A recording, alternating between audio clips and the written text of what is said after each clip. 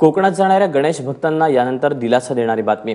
यंदाही मुंबईतून गणेशोत्सवासाठी कोकणात जाणाऱ्या भक्तांना टोलमाफी मिळण्याची शक्यता आहे। त्यासाठी आज एक बैठक बोलावली आहे। त्यात टोलमाफी देण्याचा प्रयत्न करू अशी माहिती सार्वजनिक बांधकाम मंत्री चंद्रकांत पाटील यांनी दिली। गेल्या वर्षीही कोकणात जाणाऱ्या गणेश भक्तांच्या छोट्या चारचाकी गाड्यांना टोलमुक्ती देण्यात आली होती। दहीहंडीची उंची वाढवण्याबाबतच्या गोविंदा पथकांच्या याचिकेवर आता मुंबई उच्च न्यायालयातच सुनावणी होणार आहे, कारण सर्वोच्च न्यायालयाने हे प्रकरण हायकोर्टाकडे वर्ग केलंय। मुंबई उच्च न्यायालयात या प्रकरणी आता 7 ऑगस्टला सुनावणी होणार आहे। दहीहंडीचे थर लावताना होणारे अपघात लक्षात घेऊन 2014 साली मुंबई उच्च न्यायालयाने दहीहंडीच्या उंचीवर निर्बंध आणले। या निर्णयाला 18 दहीहंडी उत्सव मंडळांनी सर्वोच्च न्यायालयात आव्हान दिलं होतं। त्यानंतर सुप्रीम कोर्टाने हा विषय फेरविचारासाठी हायकोर्टाकडे पाठवला। ठाणे महापालिकेच्या चुकीच्या कारवाईमुळे एका कुटुंबाला रस्त्यावर येण्याची वेळ आली आहे। घर धोकादायक नसतानाही ठाणे महापालिकेने गेल्या शुक्रवारी माडिये कुटुंबाचं घर पाडून त्यांचं सामान फेकून दिलं। धक्कादायक म्हणजे जेव्हा याबाबत माडिये कुटुंबाने नौपाडा प्रभाग समितीशी संपर्क साधला त्यावेळी कारवाई ही जेम्स कॉटेज या इमारतीवर करायची होती, मात्र चुकून तुमच्या घरावर कारवाई केली गेली असं अजब उत्तर त्यांना दिलं गेलं। या प्रकरणाची आणखी एक बाजू म्हणजे जेम्स कॉटेज इमारतीतील रहिवाशांनी एका विकासकाला जुनी इमारत पाडून नवीन इमारत उभारण्याचे हक्क दिलेत, मात्र त्यात अडथळा ठरत असल्याचं माडिये यांचं घर पाडण्यात आल्याचं सांगितलं जात आहे। माडिये यांचं घर जेम्स कॉटेजच्या मागच्या बाजूला होतं। या सर्व प्रकरणात महापालिकेच्या कारवाईबाबत मोठा संशय व्यक्त केला जातोय। असं त्यांचं म्हणणं आहे की आम्ही चुकून तुमचं घर तोडलं, आम्ही तुम्हाला पुन्हा सोमवारी बांधून देऊ। आज सोमवारचा शनिवार आला पण अजूनपर्यंत एक वीट सुद्धा इथून हललेली नाहीये आणि माझा काका जो आहे तो इथून सरळ बेघर झालेला आहे। आमच्या ह्या टोटल या घरी तो राहायचा, त्याचं सगळं सामान गेलेलं आहे। त्या सामानाचं काही बोलत नाही, आमचं कपाट वगैरे सगळं टोटल त्याच्या आतमधले जे चांदीची नाणी वगैरे सगळी गायब झालेली आणि ते कुठे नेलं तर ते पण बोलत नाही। कॉन्ट्रॅक्टर बोलतात की आम्ही पोलीस स्टेशनमध्ये जा, काय आम्हाला काय फरक पडत नाही, तुम्हाला करायचं ते करा। जुन्या आणि मोडकळीस आलेल्या अधिकृत इमारतींच्या पुनर्विकासाचा मार्ग आता सोपा झालाय। अशा सोसायटीमध्ये राहणाऱ्या सभासदांपैकी केवळ 51% सभासदांचा पुनर्विकासाचा पाठिंबा असेल तर इमारतीचा पुनर्विकास करता येणार आहे। याआधी अशा सोसायटीमध्ये राहणाऱ्या 70% सभासदांची मान्यता घेणं गरजेचं होतं, त्यामुळे अनेक इमारतींचा पुनर्विकास रखडला होता। मुख्यमंत्र्यांनी विधानसभेत ही घोषणा केली। 3 ऑगस्टपासून राज्यातल्या सर्व नगरपालिका आणि डिसेंबर अखेरपर्यंत सर्व महानगरपालिकांना इमारतींना ऑनलाईन बांधकाम परवाने देण्याची व्यवस्था केली जाईल असंही मुख्यमंत्र्यांनी सांगितलं। समृद्धी महामार्ग प्रकल्प आता एका नव्या वादात सापडण्याची शक्यता आहे। या प्रकल्पाचे प्रमुख अधिकारी राधेश्याम मोपलवार यांचं वादग्रस्त फोन संभाषण समृद्धी महामार्गाला विरोध करणाऱ्या शेतकऱ्यांच्या व्हॉट्सअप ग्रुपवर व्हायरल झालं होतं। याची सत्यता एबीपी माझानं तपासलेली नाही, मात्र महाराष्ट्राची समृद्धी अशा भ्रष्ट अधिकाऱ्यांच्या हातात का दिली असा प्रश्न मुख्यमंत्री देवेंद्र फडणवीस यांना या शेतकऱ्यांकडून विचारला जातोय। समृद्धी महामार्गाची जबाबदारी असणाऱ्या मोपलवार यांच्यावर सेटलमेंटचा गंभीर आरोप झालाय। मुंबई विद्यापीठाचे निकाल लावण्याची 5 ऑगस्टची दुसरी डेडलाईन हुकणार असल्याचं कुलगुरूंनी स्पष्ट केलं। त्यामुळे आता खुद्द कुलगुरू संजय देशमुखांना घरचा रस्ता दाखवला जाणार का असा प्रश्न निर्माण झालाय। दरम्यान अभाविप कार्यकर्त्यांनी काल शिक्षण मंत्री विनोद तावडेंची भेट घेतली। यानंतर शिक्षण मंत्री कुलगुरूंना घरी पाठवण्यासाठी अनुकूल असल्याचं अभाविप कार्यकर्त्यांनी सांगितलं। दरम्यान 5 ऑगस्टला निकाल लागला नाही तर विद्यापीठाला टाळं लावू असा इशारा राष्ट्रवादीचे आमदार जितेंद्र आव्हाड यांनी दिला आहे। तर तिकडे मुंबई विद्यापीठाच्या रखडलेल्या निकालामुळे दिरंगाईमुळे शिक्षण मंत्री विनोद तावडे अडचणीत येऊ शकतात, कारण विधान परिषदेत विनोद तावडेंविरोधात शिवसेनेकडून हक्कभंग ठरावाची सूचना अनिल परब यांनी मांडली, तर विधानसभेत उच्च शिक्षण राज्यमंत्री रवींद्र वायकरांविरोधात काँग्रेस हक्कभंग आणण्याच्या तयारीत आहे। विधान परिषदेत शिक्षण मंत्र्यांविरोधातल्या हक्कभंगावरील चर्चेदरम्यान धनंजय मुंडे आणि शिक्षक आमदार कपिल पाटील यांनी कुलगुरूंना हटवण्याची मागणी केली। हक्कभंगाबद्दल शिवसेनेचे नेते अनिल परब आणि धनंजय मुंडेंनी काय म्हटलंय पाहूया।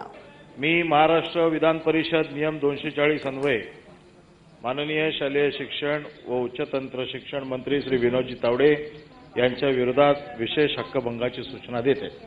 मग ज्यांची जबाबदारी आहे, निकाल लावण्याची जबाबदारी ज्यांची आहे, तर त्या तिन्ही पदांच्या बाबतीमध्ये या सरकारने कुठल्याही गंभीरपणे हा विषय घेतला नाही। पहिली लक्षवेधी होती माननीय संजय दत्त यांनी आणि रणपिस यांनी उपस्थित केली। त्याचं उत्तर देताना सभापती मुदत 24 तारखेला या ठिकाणी माननीय शिक्षण मंत्र्यांनी सांगितलं 31 जुलै। मग शिक्षण मंत्र्यांनी शेवटी काय केलं? त्यांच्याकडून 31 जुलैपर्यंत विद्यापीठाकडून निकाल घेण्याच्या बाबतीतही काही होऊ शकलं नाही। सभापती महोदय, सगळ्यात महत्वाची चूक जर काही झाली असेल तर या कुलगुरूला नेमणं सभापती महोदय सगळ्यात मोठी चूक झाली. नियम डावलून सभापती महोदय कुलगुरूंना नेमलंय. मुंबईत निघणाऱ्या 9 ऑगस्टच्या मराठा मोर्चाआधी शिष्टमंडळानं सरकारशी चर्चा करावी, सरकार त्यांना चर्चेचं निमंत्रण देईल, असं सार्वजनिक बांधकाम मंत्री चंद्रकांत पाटील यांनी म्हटलंय. मुंबईतल्या नियोजित मराठा मोर्चाच्या पार्श्वभूमीवर आज सहकार मंत्री चंद्रकांत पाटील यांनी माहिती दिली. दुसरीकडे आरक्षण आणि अॅट्रॉसिटीचा मुद्दा अजून न्यायप्रविष्ट आहे. सरकार यासाठी चर्चेतून तोडगा काढू इच्छित असल्याचंही चंद्रकांत पाटील म्हणाले. तर तिकडे धनगर आरक्षणासाठीही मुंबईत यशवंत सेनेच्या वतीनं आंदोलन करण्यात आलं. यशवंत सेनेचे अध्यक्ष पांडुरंग गडदे यांच्या नेतृत्वात जिजामाता उद्यान ते आझाद मैदानापर्यंत मोर्चा काढण्यात आला. दरम्यान या मोर्चासाठी परवानगी न घेतल्यानं सुरुवातीला पोलिसांनी आंदोलकांना अडवून धरलं. मात्र आंदोलन चिघळण्याची शक्यता लक्षात घेता पुढे आझाद मैदानाकडे मोर्चेकऱ्यांना जाऊ देण्यात आलं. केंद्रीय रस्ते वाहतूक मंत्री नितीन गडकरी यांनी महाराष्ट्रातील 25,000 कोटींच्या प्रकल्पांचा आढावा घेतला. महाराष्ट्रातील विविध आमदार आणि खासदारांशी चर्चा करत गडकरींनी अनेक प्रकल्पांची घोषणा केली. या बैठकीसाठी राज्याचे सार्वजनिक बांधकाम राज्यमंत्री मदन येरावार, कोल्हापूरचे राष्ट्रवादीचे खासदार धनंजय महाडिक, अकोल्याचे भाजप खासदार संजय धोत्रे, शिवसेनेचे औरंगाबादचे खासदार चंद्रकांत खैरेही उपस्थित होते. पुण्यातल्या हडपसर स्मशानभूमीमधल्या नियोजित पोलीस स्टेशनचं मोकळ्या जागेतील स्क्रॅप गाड्यांना आग लागली. आगीत 3 रिक्षा तर 4 चारचाकी गाड्या जळून खाक झाल्या. रात्री 11 वाजता लागलेली आग विझवण्यात अग्निशमनच्या दलाला तासाभराच्या प्रयत्नांनी यश मिळालं. आगीत कुठलीही जीवितहानी झाली नाही, मात्र 7 गाड्या जळून खाक झाल्या. मंजुळा शेट्टी हत्या प्रकरणात प्रभारी कारागृह अधीक्षक तानाजी घरबुडवेंना निलंबित करण्यात आले. कारागृह अधीक्षक इंदरकर यांचीही चौकशी केली जाईल, अशी घोषणा गृहराज्यमंत्री रणजित पाटील यांनी केली आहे. या संदर्भात विधान परिषदेत राष्ट्रवादीनं प्रश्न उपस्थित केला होता. मंजुळा शेट्टी यांचा कारागृहात असताना मृत्यू झाला. पोलिसांच्या मारहाणीत त्यांचा मृत्यू झाल्याचा आरोप आहे. या प्रकरणी स्वाती साठे यांचीही विशेष आयजी जाधव चौकशी करतील, असं आश्वासनही पाटील यांनी दिलं. पुण्यात वाहतूक पोलिसांची सीसीटीव्हीच्या माध्यमातून बेशिस्त वाहन चालकांवर धडक कारवाई सुरू आहे. गेल्या 10 महिन्यात पोलिसांना 2.25 लाख वाहन चालकांवर कारवाई करण्यात आली आहे. मात्र या कारवाईत गंभीर चुका आढळून आल्यात आणि त्यावर तीव्र आक्षेप घेतला जातोय. रिक्षा चालकानं हेल्मेट न घातल्यानं त्याला दंड आकारण्यात आलाय. सिग्नल तोडणाऱ्या गाडीवर दंड ठोठावत भलत्याच गाडीवर दंड आकारण्यात आलाय. त्यामुळे सीसीटीव्ही आणि ई चालान याला बाबा आढाव यांनी आक्षेप घेतला. दरम्यान चुकीचा दंड झालेल्या वाहन चालकांना दंड बदलून देणार असल्याचं वाहतूक शाखेचे उपायुक्त अशोक मोराळे यांनी सांगितलं.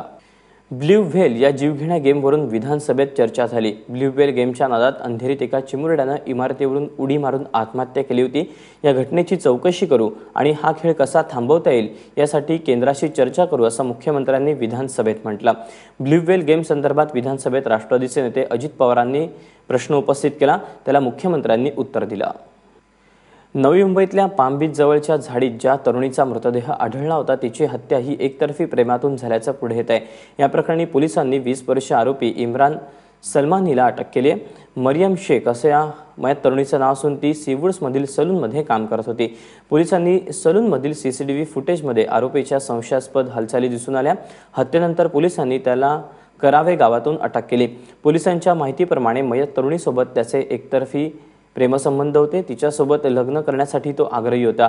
तरुणीचा दुसऱ्या मुलासोबत साखरपुडा झाल्याचं समजतात त्यानं तरुणीशी वाद घातला आणि गळा आवळून तिची हत्या केली आणि तिचा मृतदेह निळ्या रंगाच्या सुटकेसमध्ये कोंबून पाम बीचवर टाकला. मुंबईतील आरेच्या जंगलात सापडलेल्या महिलेच्या मृतदेहाप्रकरणी पोलिसांनी आरोपींना बेड्या ठोकल्या. अवघ्या 12 तासात 4 आरोपींना ताब्यात घेतलंय. यातले दोघे इमारतीचे सुरक्षा रक्षक आहेत. सत्येंद्र सिंग आणि रामबाबू सिंग आणि रोहित सिंग अशी मारेकऱ्यांची नावं आहेत. 45 वर्षीय महिलेचं नाव शारदाबाई खोतकर असून त्या अंधेरीतल्या MIDCत राहत होत्या. रविवारी कामासाठी घराबाहेर पडलेल्या शारदाबाई घरी न आल्यानं त्यांच्या कुटुंबियांनी पोलीस ठाण्यात तक्रार केली आणि सोमवारी सकाळी आरेच्या जंगलात त्यांचा मृतदेह आढळला. रेल्वेत नोकरीचा आमिष दाखवत विरारमधल्या 23 तरुणांना हजारोंचा गंडा घालण्यात आला. सुमित अदावडे असं या तरुणांना फसवणाऱ्या व्यक्तीचं नाव आहे. रेल्वेत मोटरमन तसंच लिपिक पदावर नोकरी देतो असं सांगून त्यानं या तरुणांकडून प्रत्येकी 20 ते 40 हजार रुपये उकळले.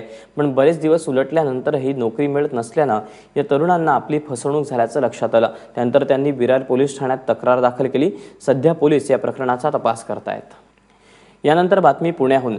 श्रावण महिन्यात तुम्ही घरात एखादी पूजा घालणार असाल तर सतर्क राहा, कारण पूजा करण्याच्या बहाण्यानं आलेल्या दोघांनी एका घरातून पैसे पळवण्याचा प्रयत्न केल्याचं समोर आलंय.